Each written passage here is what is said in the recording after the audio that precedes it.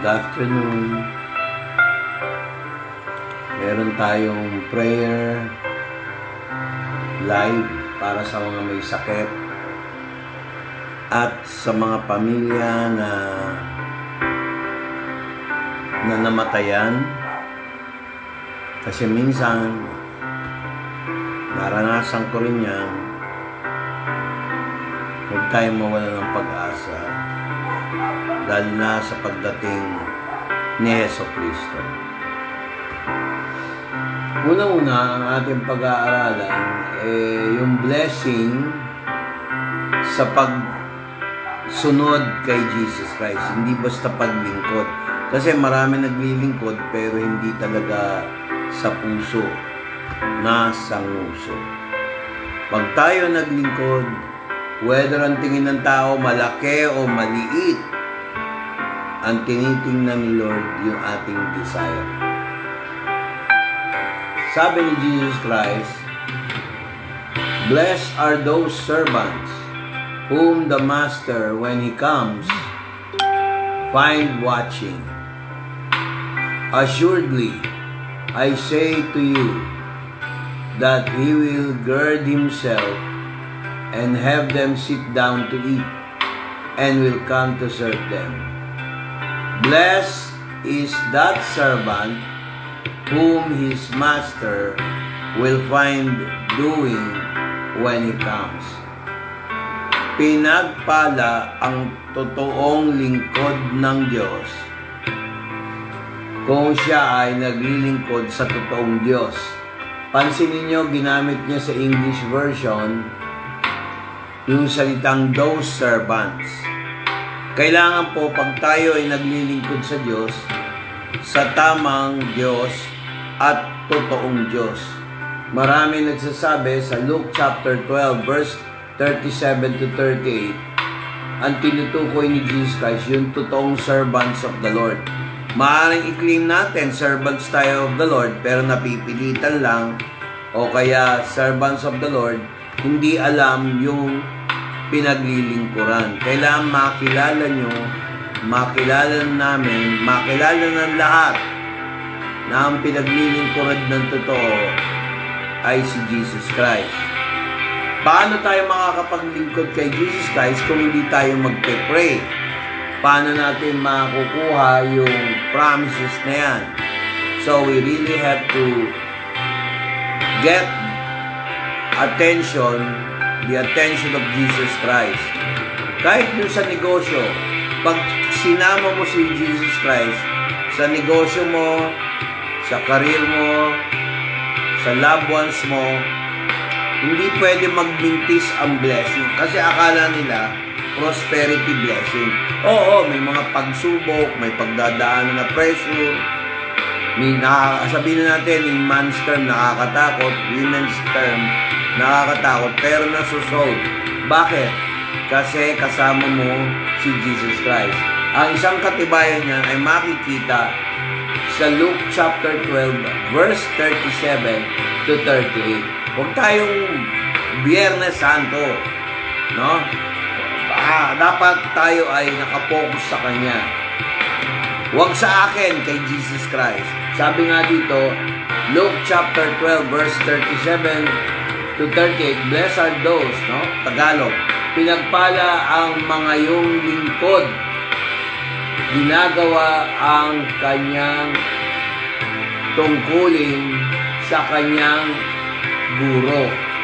Pag siya ay dumating at makita siya, sigurado sasabihin ko sa inyo, dadamitan niya ang kanyang sarili at siya ay kakain kasama niya, dadating at siya ay maglilingkod." Sa 12:43 ng Luke chapter 12 verse 43, sabi, "Pinagpala ang lingkod na makita ng kanyang pinuno na mayroon siyang ginagawa sa bigla niyang pagdating. Blessed is the servant whom his master will find doing when he comes." Alam nyo, may promises ang Bible pag tayo naglilingkod sa Diyos. Pwede kang maglingkod na, halimbawa sa katrabaho mo, technician ka o kaya ikay teacher. Itinataas mo yung pangalan ni Kristo Jesus. Pwede rin sa mga mahal mo sa buhay. Pakinggan nyo itong pangako ni Jesus, ay pangako ng Panginoon. Tama, si Jesus. Pero sa Old Testament, si Ama. Ang pangako niya sa Exodus chapter 23, verse 25 to 26. Pakinggan nyo to. Kayo na naglilingkod kay Yahweh, ang inyong Diyos. Babasbasan ko ang inyong mga tinapay. Sabi niya, babasbasan ko siya. Babasbasan ko siya, ang kanyang tinapay, ang kanyang tubig. Tatanggalin ko ang mga sakit sa inyong kalagitnaan. Hirap basahin itong Tagalog ito eh. Walang makukunan sa kanilang anak, walang mababaog sa kanyang lupain, ang araw ng kanyang ang araw ng kanyang buhay aking pupunuin. Sa Ingles, mas madali pa nga intindihin yung Ingles eh. And ye shall serve the Lord your God, he shall bless thy bread and thy water. I will take sickness away from the midst of thee. There shall nothing cast their young, nor be barren in thy land.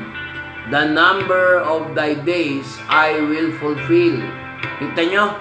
Pinangakuan ng tatanggalin, ibe-bless niya yung ano yung pangangailangan natin. Basic. Pagkain. Inumin. Sakit, tatanggalin niya. Tapos, sa health, walang mababaog. Halimbawa, gusto mo magkaanak. Magkakaanak ka kasi willing kang maglingkod sa Diyos. Meron kang time. Tapos sa Matthew 6:33, tingnan nyo ang kahalagaan ng prioritizing God's Word. But seek first the kingdom of God and His righteousness, and all these things shall be added unto you. Kaya hanapin mo muna ang kaharian ng Diyos at ang kanyang katuwiran. At lahat ng bagay na ito ay madadagdagan. Ito na lang, last verse, mga kapatid, at mananalangin tayo sa John chapter 12, verse 26. Ang sabi ni Jesus Christ, whosoever serves me must follow me. Where I am, my servant also will be. My Father will honor the one who serves me. Ang sino man ang naglilingkod sa akin ay dapat sumunod sa akin. Kung saan ako, ang aking lingkod ay naroon. Ang Ama ko ang siyang magpaparangal sa taong naglilingkod sa akin. Napaka-importante na willingness, hindi pilitize, hindi napilitan. Kaya sabi niya, pag tayo daw ay naglilingkod sa Kanya, sa tahak ng buhay natin, may mga kumukontra, mayroong pabor, natural lang yan eh. Pero sabi niya, huwag mo silang patulan. Malinaw na malinaw yan sa Luke chapter 6 verse 27 to 28. Mabigat pa dito, hindi totoo na pag humaba ang buhay ng tao, salbahe. Hindi laging ganon. Pakinggan nyo itong Ephesians chapter 6 verse 2 to 3. No, alam nyo anong sabi niya? With long life, I will give unto you. Tingnan nyo?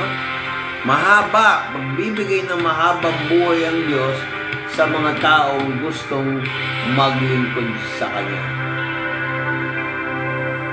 Kaya si Jesus namatay para sa atin, full package. I'm not preaching prosperity gospel. Maaaring ikaw naghihirap, maaaring ikaw ay may pinagdadaanan sa negosyo, trabaho, naghahanap ka ng customer, marami kang customer na dadating. Sinusuporta ng Diyos ang mga taong hindi lang masipag makinig ng salita ng Diyos. So, sabi rito sa Exodus chapter 23 verse 25 to 26, bibigay niya na pagagalingin niya ang ating mga sakit at karamdaman. Palalakasin ka niya. Ako naniniwala ko kahit anong maintenance, pag hindi tama ang damdamin, ang isipan, ang puso sa nasasabi ng salita ng Diyos, walang effect. Alam niyo ba na 95% ng sakit ng tao sa isip?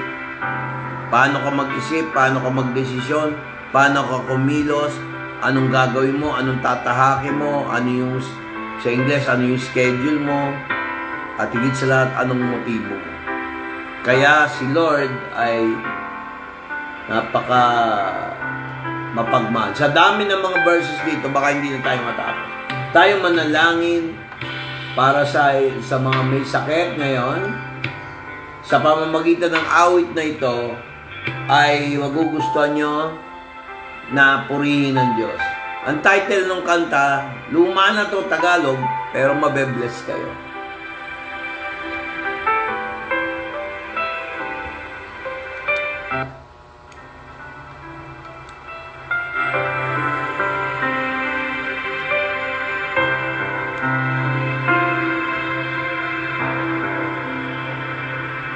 Alam kong may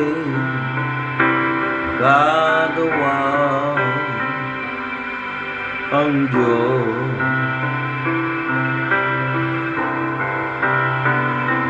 Alam kong may gagawa ang Diyos.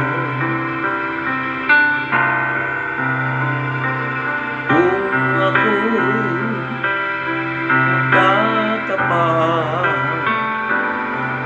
sa Kanya'y maglilingkod. Alam kong may gagawa ang Diyos. Alam kong dilingkin ang Diyos ang samo ko.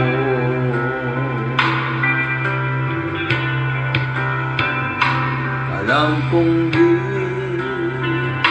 diringgin ng Diyos ang samo ko.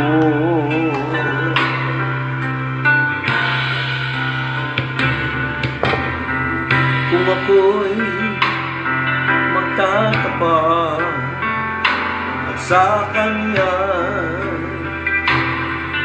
ay susunod, alam kong ng Diyos ang sama ko.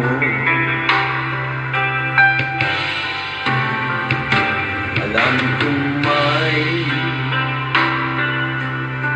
magagawa ang Diyos.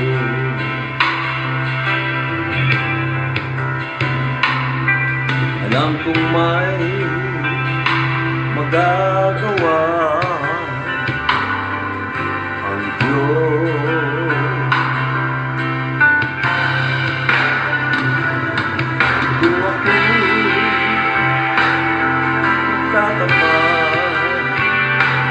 sa Kanya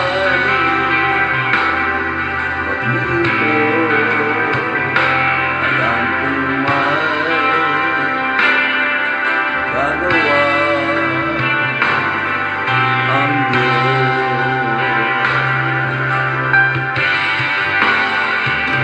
Alam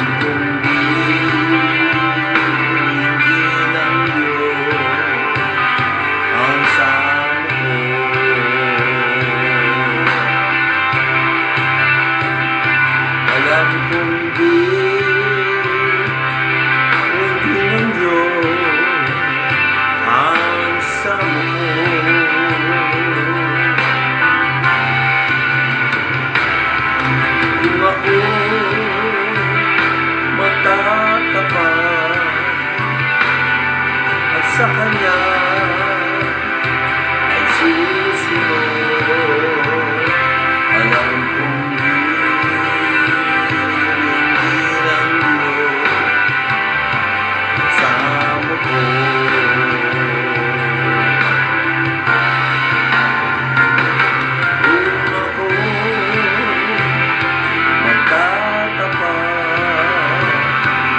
Sa Kanya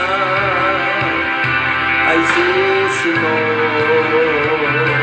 Alam kong may magagawa ang Diyos.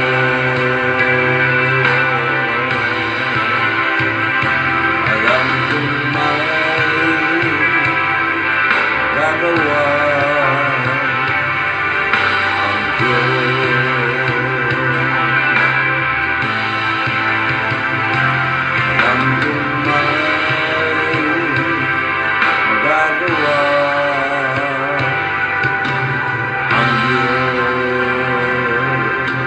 Pagkatapos nyo narinig ang lesson at naiawit natin ito, hindi ako magdadalawang isip na kayo makakanood ng video na to, makakamtan nyo 100% lahat ng blessings. 100% makakamtan nyo lahat ng desire nyo. Hindi naman pwedeng hindi kalooban ng Diyos. Bakit? Nakinig kayo sa salita ng Diyos. Kalooban niya yun. So, naniniwala ako sa oras na ito, magmamanifest lahat ng blessing, kagalingan, long life, provision, protection, and healing. Lord, sa mga merong mabigat ang loob, pagalingin mo sila in Jesus Christ's name. Hanggang dito lang tayo. Bye-bye. God bless.